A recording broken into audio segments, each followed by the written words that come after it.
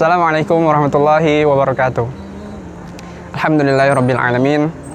Wassalatu wassalamu ala asyrafil anbiya'i wal mursalin wa ala alihi wa sahbihi ajma'in. Allahumma shalli ala sayyidina Muhammad wa ala alihi wa sahbihi wa man da'a bi da'watihi wa sanna bi sunnatihi ila yaumi liqa'i rabbih. Subhanaka la ilma lana illa ma 'allamtana innaka antal alimul hakim. Rabbi shrah li sadri wa yassir li amri wahlul 'uqdatam min lisani yafqahu qawli.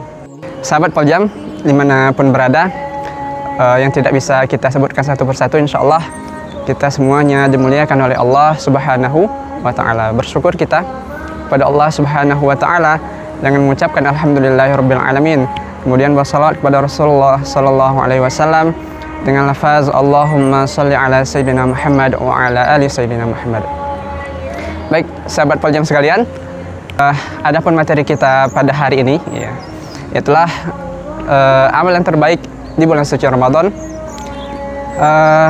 Setelah kita 11 tahun gitu ya menanti kedatangan bulan suci Ramadan, akhirnya kita pun dipertemukan kembali dengan bulan yang mulia itu.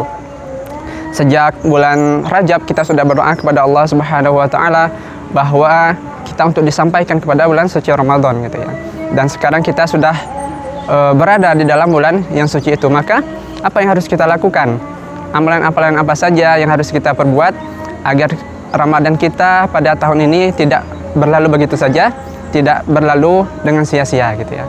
Nah, maka yang harus kita lakukan, amalan yang harus kita lakukan adalah yang pertama membaca Al-Qur'an gitu ya.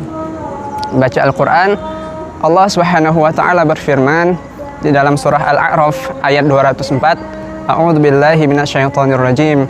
Bismillahirrahmanirrahim. Wa idza quri'al Qur'anu fastami'u lahu wa ansitu la'allakum turhamun. Dan apabila dibacakan Al-Qur'an di antara kamu, maka diamlah, dengarlah dan diamlah, maka engkau akan mendapatkan rahmat dari Allah Subhanahu wa taala. Maka dengan membaca Al-Qur'an kita akan mendapatkan rahmat dari Allah Subhanahu wa taala. Dan apabila kita sudah mendapat rahmat dari Allah Subhanahu wa taala, maka hidup kita akan dimudahkan oleh Allah Subhanahu wa taala. Seperti mahasiswa gitu ya. Kalau misalnya sudah disayang, dicintai oleh seorang dosen, maka nilai itu formalitas saja gitu ya. Karena sudah mendapatkan hatinya dosen gitu. Maka begitu juga dengan kita.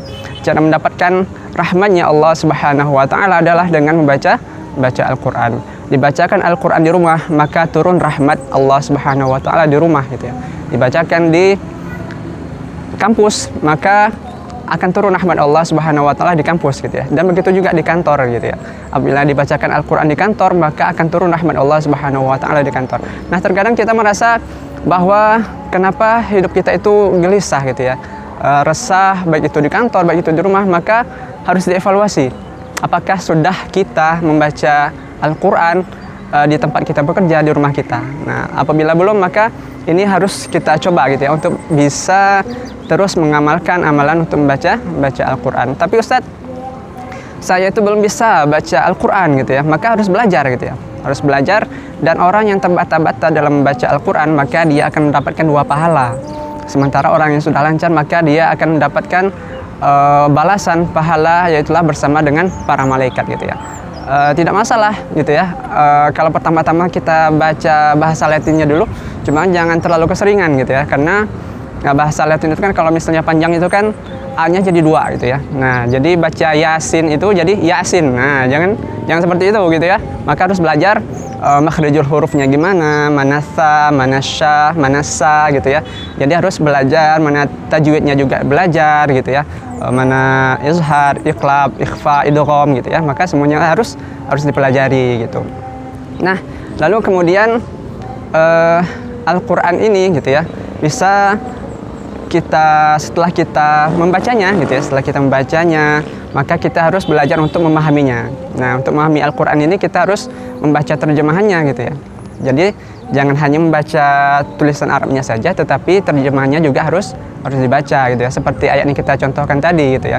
Wa idza quri'al Qur'anu fastami'u lahu wa ansitu la'allakum turhamun. Apabila tidak kita terjemahkan, maka kita bingung gitu ya. Apa maksud dari ayat ini gitu ya. Padahal ayat ini menyuruh kita untuk membaca Al-Qur'an, menyuruh kita untuk mendengarkan, dan menyuruh kita untuk diam ketika Al-Quran itu dibacakan gitu ya. Maka kalau kita tidak membaca terjemahan, maka kita tidak tahu gitu ya, maka kita tidak faham gitu ya. Dan apabila kita sudah memahami dari isi Al-Quran itu, maka kita harus harus mengamalkan gitu ya. Nah, harus mengamalkan. Jangan sampai kita sudah tahu bahwa ketika Quran itu dibacakan kita harus diam, kita harus mendengar, tetapi kita tidak melakukan itu. Nah, itu sangat sayang sekali gitu ya. Ibarat sudah memperjuangkan seseorang tetapi diambil sama orang lain gitu ya, maka sakit sekali gitu ya. Nah gitu. Kemudian yang terakhir gitu mungkin bisa untuk belajar untuk menghafal Al-Quran gitu ya. Setelah membaca, kemudian memahami, kemudian mengamalkan, dan terakhir bisa untuk menghafal gitu ya. Nah, mulai dari surah-surah pendek saja dulu gitu ya, mulai dari juz 30 gitu ya, dari surah An-Naba, Amma Yatasaalun, dan begitu terus sebagainya gitu. Dan mudah-mudahan ini yang disampaikan pada part 1 ini amalan yang harus kita lakukan. Jangan lupa, jangan sampai Ramadan kita ini berlalu sia-sia. Targetkan dari awal untuk Ramadan kali ini kita harus khatam berapa kali gitu ya. Harus khatam 1 kali kah, 2 kali kah, atau 3 kali. Jangan sampai tidak khatam gitu ya. Kalau bisa setelah sholat itu, kalau mau khatamnya 3 kali, berarti harus 1 hari itu harus 3 juz gitu ya. Dalam 1 hari gitu ya, supaya makin banyak yang kita khatamkan, makin banyak pahala yang akan kita dapatkan gitu ya. Nah, mungkin itu yang dapat disampaikan pada part 1 ini. Mudah-mudahan bisa bermanfaat untuk kita semua dan kita amalkan dalam kehidupan sehari-hari gitu. Terima kasih. Assalamualaikum warahmatullahi wabarakatuh. Oke, bagi sahabat Poljam yang ada pertanyaan baik itu seputar Ramadan gitu ya, ataupun seputar yang lainnya, bisa disampaikan melalui YouTube Poljam ataupun medsos Politeknik Jambi gitu ya, yang ada di bawah ini. Jangan lupa akan kita jawab di part 2 insyaallah gitu. Terima kasih.